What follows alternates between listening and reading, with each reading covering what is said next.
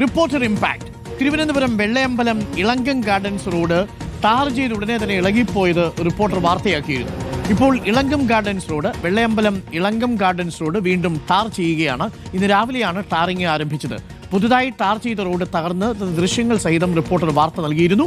ആഷൻ ഡിയാഗോയുണ്ട് സ്ഥലത്ത് നിന്നും. ആഷൻ ഡിയാഗോ, നേരത്തെ ഈ കരാറുകാരനെ ഏൽപ്പിച്ച ജീവനക്കാരൻ വന്ന് ഈ ടാറൊക്കെ തൂത്തുമാറ്റുന്നത് നമ്മുടെ ടി വി പ്രസാദ് വാർത്തയാക്കി മാറ്റിയിരുന്നു.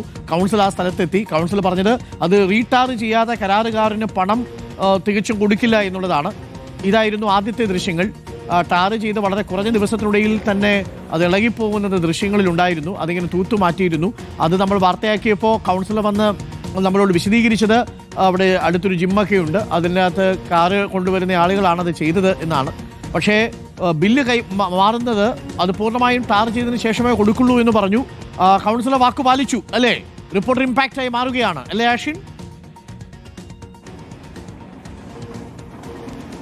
അരുൺ, തീർച്ചയായും ആഴ്ചകളുടെ വ്യത്യാസത്തിൽ മാത്രം ടാറിട്ട റോഡ് വീണ്ടും ടാറിടേണ്ട ഗതിയിലേക്ക് വന്ന ഒരു പ്രതിഭാസമാണ് നമ്മൾ കണ്ടത്. എന്തായാലും ഇപ്പോൾ അതിനൊരു പരിഹാരം ഉണ്ടായിരിക്കുന്നു. ഈ ഇളങ്കം ഗാർഡൻസ് റോഡ് വീണ്ടും ടാർ ചെയ്യുന്നു എന്നുള്ളതാണ്. രാവിലെയോടുകൂടി തന്നെ പണിക്കാർ ഇവിടെ എത്തി ടാറിങ് പ്രവർത്തനങ്ങൾ ആരംഭിച്ചിട്ടുണ്ട്. വീണ്ടും പുതിയതായാണ് അവർ ടാറിങ് നടത്തുന്നത്. കൂടുതൽ കീലൊക്കെ ടാറൊക്കെ ഉപയോഗിച്ചാണ് ഇപ്പോൾ നിലവിൽ ഇവിടെ ടാറിങ് പുരോഗമിക്കുന്നത്. നേരത്തെ ഈ റോഡിൻ്റെ പ്രശ്നം എന്ന് പറയുന്നത് നമുക്കറിയാം, ഈ ഇളങ്കം ഗാർഡൻസ് റോഡ് വരുന്നത് KPCC ഓഫീസിന് തൊട്ട് സൈഡിലായി വരുന്ന റോഡാണ്. ഇവിടെ നിന്ന് നേരെ ആൽത്തറ വരെ ഈ റോഡ് നീളം ഏതാണ്ട് 500 മീറ്റർ ദൂരം വരുന്ന ഒരു റോഡ് കൂടിയാണിത്. ഈ റോഡ് നേരത്തെ തകർന്നു കിടന്നിരുന്നു. അങ്ങനെയാണ് 2 ആഴ്ച മുമ്പ് ഈ റോഡ് വീണ്ടും ടാർ ചെയ്തത്. ഈ ടാർ ചെയ്തതിന് ശേഷം ഈ റോഡിൻ്റെ ഒരു ഭാഗത്തു നിന്നും കീല് ഇളകി വരുന്നത് നമ്മൾ കണ്ടതാണ്. കീലിളകി മാത്രമല്ല, ഈ ബൈക്ക് യാത്രക്കാർക്ക് ഇതിൽ തെന്നി വീഴുന്നത് നമ്മൾ കണ്ടു. അങ്ങനെയാണ് ഈ കരാറുകാർ തന്നെ നിയോഗിച്ച ജോലിക്കാർ ഉപയോഗിച്ച് ഇത് ഒരു സൈഡിലേക്ക് മാറ്റുന്നതും. അപ്പോൾ എന്തായാലും നഗരസഭാ കൗൺസിലർ കൂടി